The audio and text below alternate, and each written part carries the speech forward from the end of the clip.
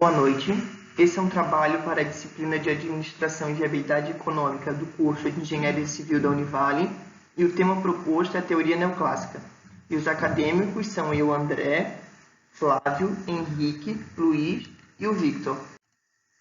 A teoria neoclássica trata-se de um conjunto de teorias que surgiram na década de 1950 e que sugerem uma retomada das abordagens clássicas e científicas da administração.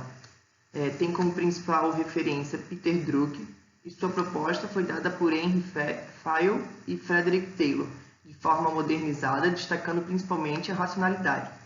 Ela pode ser identificada através de algumas características marcantes, como ênfase na prática da administração, reafirmação relativa das proposições clássicas, ênfase nos princípios gerais de gestão, ênfase nos objetivos e resultados e ecletismo nos conceitos. Mais para frente a gente vai falar um pouco mais sobre essas características. Tá. O que é a teoria neoclássica? A teoria neoclássica é uma técnica social básica. Isso leva à necessidade do administrador conhecer, além dos aspectos técnicos e específicos do seu trabalho, também os aspectos relacionados com a direção de pessoas dentro das organizações. A teoria surgiu com o crescimento exagerado das organizações e uma das respostas que procurou dar foi a respeito do dilema centralização versus descentralização. E boa parte do trabalho dos neoclássicos está voltado para os fatores que levam à decisão de descentralização, bem como as vantagens e desvantagens que a descentralização proporciona.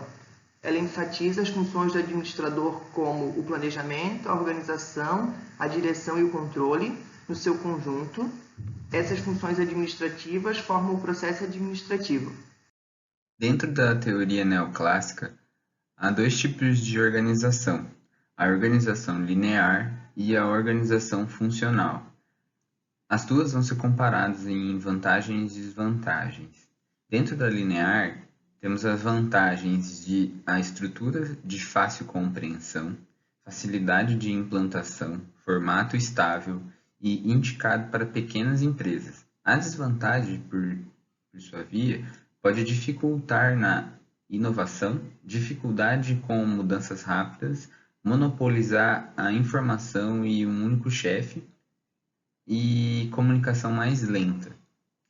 Já na organização funcional, as vantagens são maior grau de especialização para cada setor, qualidade de fiscalização de cada setor, comunicação rápida, separa melhor as funções de planejamento dadas de execução.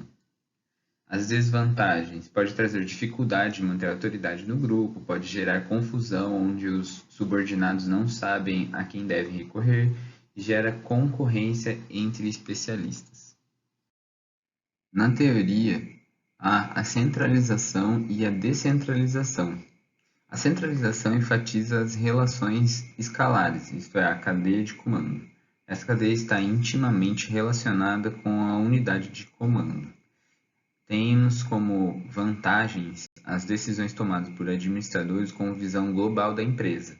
Os responsáveis pela decisão são mais treinados e preparados do que os níveis mais baixos. Elimina esforços duplicados e reduz custos operacionais. Certas funções como compras e tesouraria permitem maior especialização e vantagens com a centralização. As desvantagens: decisões tomadas na cúpula que está distante dos fatos e circunstâncias. Os responsáveis pela decisão têm pouco contato com pessoas e situações envolvidas. Linhas de comunicação pouco eficientes e de alto custo operacional. As decisões passam pela cadeia escalar, possibilitam erros no processo comunicacional. Por sua via, a descentralização faz com que as decisões proporcionem melhor utilização dos recursos humanos. E as vantagens são: os gerentes eles passam a ficar mais próximos das decisões, aumenta a eficiência e a motivação, melhora a qualidade das decisões porque diminui a complexidade, reduz a quantidade de documentos e papéis e gastos respectivos, né? Redução nos gastos da coordenação através da estrutura organizacional, permite a formação de executivos mais motivados e conscientes dos resultados a serem atingidos. Já a desvantagem é a falta de uniformidade nas decisões, aproveitamento insuficiente dos especialistas, falta de equipe apropriada nas atividades. O administrador na teoria neoclássica passa a corresponder aos elementos que Fayol definiu como prever, organizar, comandar, coordenar e controlar. O desempenho das funções básicas forma um chamado processo administrador, onde o administrador ele administra por objetivos ou por análise crítica. Como dentro de toda teoria de administração, a neoclássica também tem o comparativo de eficiência e eficácia. Na eficiência, define-se como medida de utilização de recursos no processo, e eficácia, a medida do alcance de resultados. Na eficiência, leva como ênfase os meios, fazer corretamente as coisas, resolver problemas, cumprir tarefas e obrigações e salvar recursos. Já a eficácia, a ênfase é nos resultados, fazer as coisas certas, atingir objetivos, obter resultados, otimizar o uso de recursos. Dentro da teoria neoclássica, conseguimos dividir as características em 5 módulos.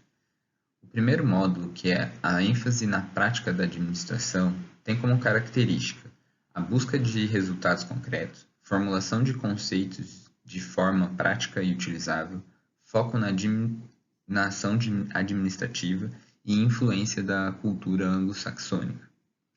Já no segundo módulo, que é a reafirmação relativa das proposições clássicas, tem como característica reação à ciência do comportamento, retomada do legado da abordagem clássica e ampliação e flexibilidade à teoria clássica. No terceiro módulo, que é ênfase nos princípios gerais de gestão, as características são estabelecimento de normas de comportamento administrativo, retomada dos princípios gerais de planejar, organizar, dirigir e controlar, crença de que os problemas de gestão são sempre os mesmos, independente do tipo e tamanho da organização. Já no quarto módulo, que são as ênfases dos objetivos e resultados, as características são premissas de que toda organização existe para atingir objetivos e alcançar resultados. O desempenho da organização deve ser avaliado com base nos objetivos e resultados. O quinto módulo, e não tanto importante quanto os outros, é ecletismo nos conceitos. E a característica é apresentar de sustentar-se em conceitos da teoria clássica. O conteúdo de teorias mais recentes é absorvido pelos autores neoclássicos.